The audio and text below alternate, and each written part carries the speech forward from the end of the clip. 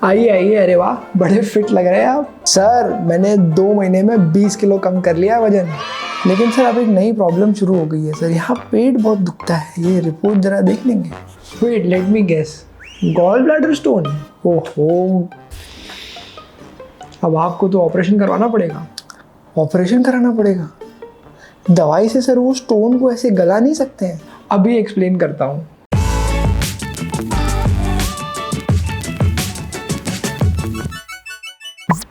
अब वजन कौन नहीं कम करना चाहता?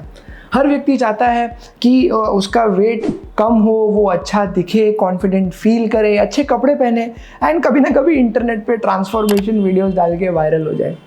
बट ये सब चक्कर में हम ये भूल जाते हैं कि एक हेल्दी वेट जो है वो एक हेल्दी लाइफस्टाइल या हेल्दी बॉडी का बाय प्रोडक्ट है, ना कि वेट कम करना ही हमारा गोल है। मैं फिर से समझाता हूँ। एक सिचुएशन ये है कि आपका डाइट एंड लाइफस्टाइल इतनी हेल्दी है कि आप धीरे धीरे अपना वजन कम करके एक अच्छे वजन पे आ गए हैं जो कि नॉर्मल रेंज में है एंड आपकी बॉडी अंदर से काफ़ी हेल्दी है। आपके सारे ऑर्गन्स अच्छे से काम कर रहे हैं, आप फिजिकली, मेंटली, इमोशनली बैलेंस्ड हैं एंड यही जो है बाहर से देखने में लगता है कि ये आदमी का वजन जो है एकदम नॉर्मल रेंज में है, ये ओवरवेट नहीं है।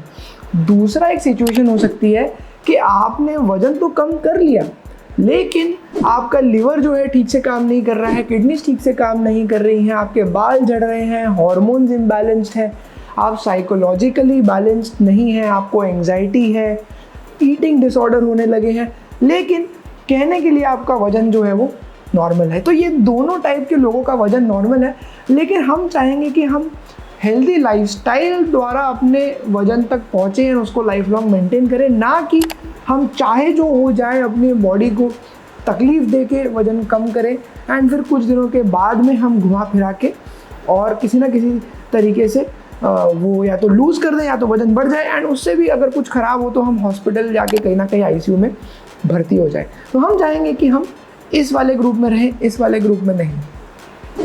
तो क्या क्या साइड इफ़ेक्ट्स हैं बहुत सडन वेट लॉस के, क्रैश डाइटिंग करने के? तो एज अ डॉक्टर सबसे पहले जो मेरे लिए इम्पॉर्टेंट साइड इफ़ेक्ट है वो है गॉल ब्लैडर स्टोन्स। अक्सर पेशेंट्स आते हैं फैटी लिवर लेके, ओबेसिटी यानी कि मोटापा, डायबिटीज़ लेके एंड स्टार्टिंग के फेज़ में हम कहते हैं कि आप अपना वजन कम कीजिए, डाइट सुधारिए, लाइफस्टाइल सुधारिए, जिससे कि आपको फ्यूचर में होने वाली ऑपरेशंस ना करवाने पड़े। ऑपरेशन सबको डर लगता है, सब अवॉइड करना चाहते हैं। तो लोग इस जो एडवाइस को है लेके जाते हैं अपने फिटनेस इंस्ट्रक्टर के पास, इंटरनेट के पास एंड वो ये समझते हैं कि जितनी जल्दी मैं वज़न कम कर लूँगा उतनी जल्दी अच्छा होगा, झंझट ख़त्म होगा। बट उस चक्कर में जो चीज़ें करी जाती हैं कि आप बहुत ही लो कैलोरी डाइट पे चले जाते हैं, आप अनबैलेंस्ड खाना खाने लगते हैं। कहीं पे आप कोई ऐसी डाइट करें जिसमें keto diet for example, carbohydrate बहुत कम है, फैट बहुत ज़्यादा है, अलग अलग मिनरल्स की डेफिशिएंसी है। तो जब ऐसी सब सिचुएशन बनने लगती है तो स्केल के हिसाब से तो आपका वजन कम हो रहा है लेकिन आप हेल्दी नहीं बन रहे हो एंड साइड इफ़ेक्ट में आपको मिलते हैं gall bladder stones. And gall bladder stones एक ऐसी चीज़ है जो कि आपको किसी ना किसी डॉक्टर के ऑपरेशन थिएटर तक ले आएंगी। बहुत कम दवाइयाँ हैं जो कि उस पर काम करती हैं। उसका फाइनल ट्रीटमेंट अगर आपको उस वजह से तकलीफ हो रही है कि आपको अपना गॉल ब्लैडर स्टोन का ऑपरेशन करके उसको निकलवाना पड़े। तो क्रैश डाइटिंग का सबसे मेजर साइड इफ़ेक्ट जो एज अ सर्जन मैं देखता हूँ वो है गॉल ब्लैडर स्टोन्स। उसके अलावा जो मैं चीज़ें देखता हूँ वो है अलग अलग विटामिन की डेफिशिएंसी के सिम्टम्स, जैसे कि कुछ लोग के बाल झड़ने लगते हैं, कुछ लोगों के नाखून एकदम ब्रिटल हो जाते हैं, आसानी से टूटने लगते हैं, कुछ लोगों की स्किन जो है वो ख़राब हो जाती है, लोगों की इम्यूनिटी कम हो जाती है, वो बार बार बीमार पड़ने लगते हैं, बार बार उन्हें कोई डाइजेस्टिव प्रॉब्लम हो रही है, खांसी जुकाम हो रहा है, बुखार आ रहा है। तो ये सब इसलिए होता है क्योंकि क्रैश डाइट में आपके जो न्यूट्रिएंट्स जा रहे थे बॉडी में अब वो नहीं जा पा रहे हैं। फीमेल्स में मेंस्ट्रुअल इरेगुलरिटीज़ देखने को मिलती है जहाँ पे उनकी मेंस्ट्रुअल साइकिल जो है वो ठीक से नहीं चल पाती है। काफ़ी सारे साइकोलॉजिकल प्रॉब्लम्स होती है बिकॉज बहुत कम कैलोरी डाइट हमारे बॉडी के लिए नेचुरल नहीं है एंड हमारे बॉडी में जो हार्मोन्स आपकी हंगर को स्टिमुलेट करते हैं वो शूट होते रहते हैं एंड आप उसको सप्रेस करते रहते हो। तो यानी कि आप भूखे रहते हो, आप एंग्शियस रहते हो, आप इरिटेबल रहते हो, फ्रस्ट्रेटेड रहते हो, गुस्से में रहते हो, एंड ये सब इसलिए जिससे कि आपका वज़न कम हो जाए। हम ऐसा सब करना नहीं चाहेंगे। ये सब के बाद में आती है ऐसी प्रॉब्लम्स जिनको कि सॉल्व करना आसान नहीं होता है, जैसे कि थकावट, या आपको मसल में पेन हो रहे हैं, आप डॉक्टर के पास जाओगे, अलग अलग टेस्ट कराओगे, सबके रिजल्ट नॉर्मल आएंगे, किसी में कोई आंसर नहीं मिलेगा, एंड आप परेशान होते रहोगे। क्यों? क्योंकि हमने 6 महीने पहले ये डिसाइड किया था कि हम जो है क्रैश डाइट करके अपना वज़न कम करने की कोशिश करेंगे। लास्टली, अगर आप अपना वज़न कम करने की कोशिश नहीं कर रहे हैं एंड फिर भी आपका वज़न कम हो रहा है, लेट्स से पिछले गए हुए 6 महीने में आपका वज़न 5% या उससे ज़्यादा अपने आप ही कम हो गया है। मान लीजिए कि अगर आप 50 kgs के हैं और पिछले 6 महीने में आपका वज़न 5 किलो कम हो गया बिना आपके कोई एफर्ट के, तो आपको डॉक्टर के पास जाके मिलना चाहिए। ये कोई सीरियस बीमारी का सिम्टम हो सकता है, जैसे डायबिटीज़ वगैरह वगैरह। तो करेक्ट मेथड क्या है वज़न कम करने का? तो सबसे पहली चीज़ जो आपको ध्यान में रखनी है कि अनरियलिस्टिक एक्सपेक्टेशंस मत रखिए। मैं एक दिन में 5 किलो वज़न कम कर लूँगा, मैं 6 महीने में 6 पैक बना लूँगा, मैं मतलब अलग अलग जो भी आपने देखे हैं कि इंच लॉस कर लूँगा चाहे वेट लॉस ना भी हो। तो ये सारी जो चीज़ें हैं, if it is too good to be true, it probably is not true. ये यहाँ पे बहुत अच्छे से एप्लीकेबल है कि अगर आपको ऐसा लग रहा है कि अरे नहीं हो सकता है बट ट्राई कर लें, तो आप समझ लीजिए कि कुछ ना कुछ गड़बड़ है। जो एक्चुअल हेल्दी वेट लॉस है वो लाइफस्टाइल चेंजेस से आता है, कंसिस्टेंट थोड़ा थोड़ा एफर्ट लेने से आता है, ना कि ड्रास्टिकली डाइट, लाइफस्टाइल और ये जो शॉर्टकट मेथड्स हैं उनको ट्राई करने से आता है। So the first message is to have realistic expectations and be slow and consistent rather than fast and random कि आपने मतलब क्रैश डाइटिंग करी और फिर आपने सोच लिया कि बस वेट हो गया कम, अब हम चाहे जो खाएंगे, एंड हमने सारे अपने पाप धो लिए। सेकेंड जो सजेशन मैं देना चाहूँगा वो है कि ट्रैक द राइट मेट्रिक्स। तो जनरली जब वेट लॉस की बात आती है तो हम सिर्फ एक ही चीज़ देखते हैं कि वेइंग स्केल पे हमारा वज़न कितना कम हुआ है।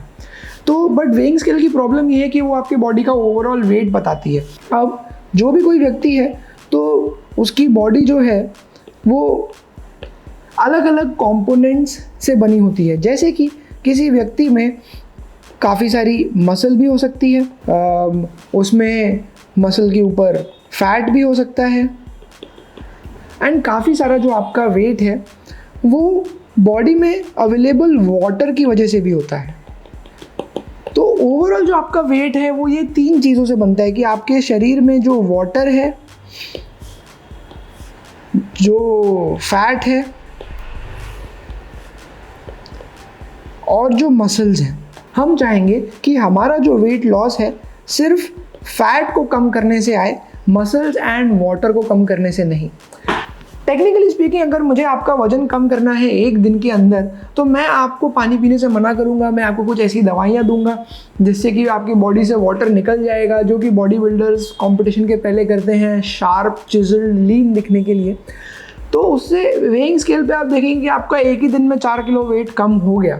हो सकता है कि उस एक दिन के लिए आपको कपड़े अच्छे से फिट भी हो जाए, so called lehenga training, but आपकी किडनीज अंदर चीख रही होती हैं बिकॉज उन्हें इनफ पानी नहीं मिल रहा है, आपकी बॉडी के टिश्यूज़ जो हैं वो सूख रहे हैं, डिहाइड्रेशन में है बिकॉज आप उन्हें इनफ हाइड्रेशन नहीं दे रहे हैं। इलेक्ट्रोलाइट इम्बैलेंस हो सकते हैं, आप चक्कर खा के गिर सकते हो और हॉस्पिटल में आईसीयू में पहुंच सकते हो। तो it is very important to remember कि आपका जो वजन कम हो रहा है वो आपके बॉडी के किस कंपोनेंट से हो रहा है। इसीलिए हेल्दी वेट लॉस जो होता है उसमें आपको एक्सरसाइजेस करनी पड़ती है जिससे कि आपकी मसल लॉस ना हो, आप उनको स्टिमुलेट करते रहें और वो ग्रो होते रहें। एंड साथ ही साथ आपको हाइड्रेशन मेंटेन करना पड़ता है, पानी पीना पड़ता है, अलग अलग इलेक्ट्रोलाइट्स पीने पड़ते हैं जिससे कि पानी का भी लॉस ना हो।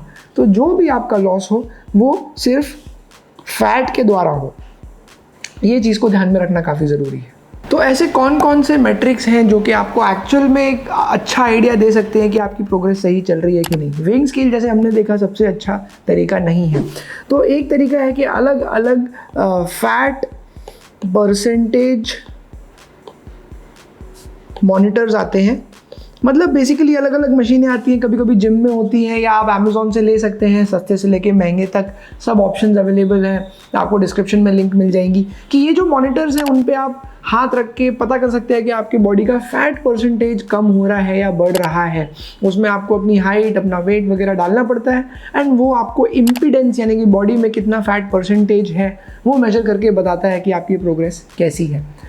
दूसरा, अगर आप सच में सीरियस हैं तो है कि आप एक हेल्थ चेकअप करा सकते हैं।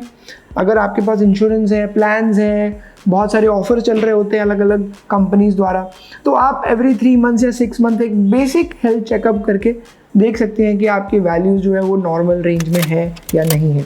सबसे सुंदर, सस्ता, टिकाऊ है कि आप प्रोग्रेस फ़ोटोज़ ले सकते हैं, आप अपने पुराने कपड़े ट्राई कर सकते हैं, जो कि मैं पर्सनली भी करता हूँ कि आप रखे रहिए उन्हें एंड आप उनको बीच बीच में पहन के देखिए। आपको पता चल जाएगा कि 6 महीने पहले ये नहीं फिट हो रहे थे, अब फिट हो रहे हैं, और 6 महीने बाद अब ये भी लूज़ होने लगे हैं।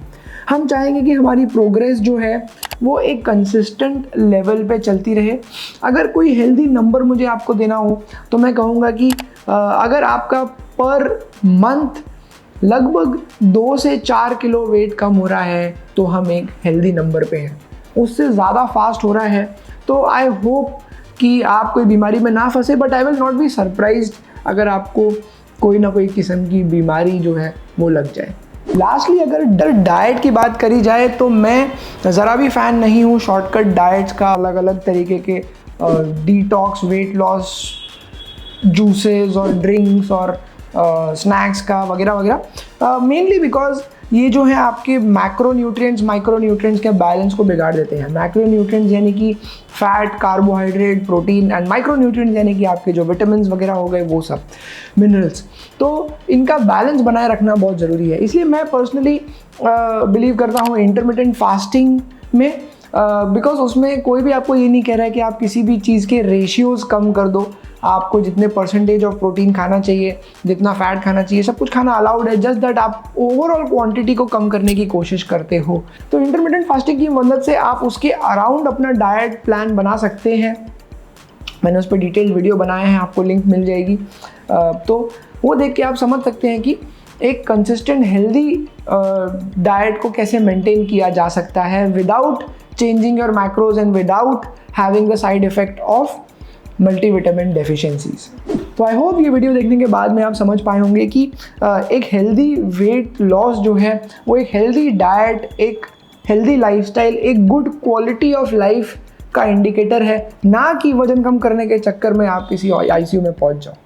With that I would like to know your thoughts about this video. आपके पास कुछ और आइडियाज़ हैं, कोई टॉपिक्स हैं, कुछ चीज़ें हैं जो कि आप सुनना चाहते हैं, डिस्कस करना चाहते हैं, तो कमेंट कर दीजिए and like, share, subscribe, help each other, build a community. With that, very soon I will see you in the next video.